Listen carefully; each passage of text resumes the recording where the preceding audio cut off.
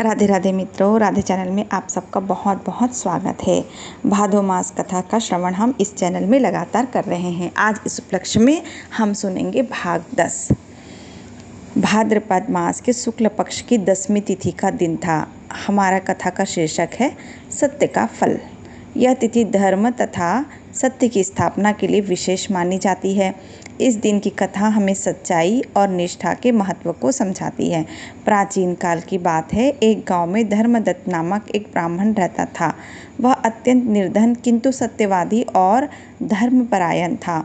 उसका जीवन ईमानदारी और संयम का प्रतीक था। वह प्रतिदिन नदियों में स्नान करता, गायत्री मंत्र का जप करता और एक समय का भोजन ग्रहण करता। एक दिन गांव में एक धनी व्यापारी आया। उसने लोगों से पूछा, इस गांव में सबसे सच्चा और धर्मनिष्ठ व्यक्ति कौन है?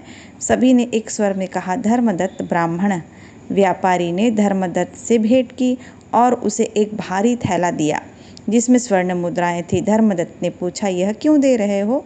व्यापारी बोला, मैंने स्वप्न में देखा कि यदि मैं भाद्रपद शुक्ल दशमी के दिन एक सच्चे ब्राह्मण को दान दूंगा तो मेरा सारा पाप नष्ट हो जाएगा।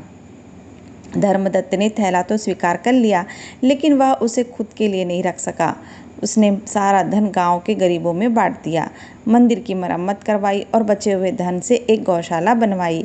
रात को धर्मदत्त को स्वप्न में भगवान विष्णु जी ने दर्शन दिए और कहा, हे धर्मदत्त, तुमने इस भाद्रपद दशमी को सच्चे अर्थों में पावन बना दिया। तुम्हारा यह पुण्य अगले 7 जन्मों तक तुम्हारे साथ रहेगा। इस दिन की सीख क्या मिलती है हमें? जो व्यक्ति सत्य, सेवा और त्याग के मार्ग पर चलता है उसे जीवन में सच्चा सुख और ईश्वर की कृपा प्राप्त होती ही है। व्रत विधि संक्षेप में मैं आपको व्रत विधि बताती हूँ। इस दिन प्रातः स्नान कर भगवान विष्णु की पूजा करें। ओम नमो भगवते वासुदेवाय मंत्र का जाप करें। व्रत रखने वाले एक समय फलाहार करें। वृद्ध, असहाय, गाय और ब्राह्मणों को भोजन और दान आदि आप चाहें तो अपने क्षमता अनुसार दान कर सकते हैं।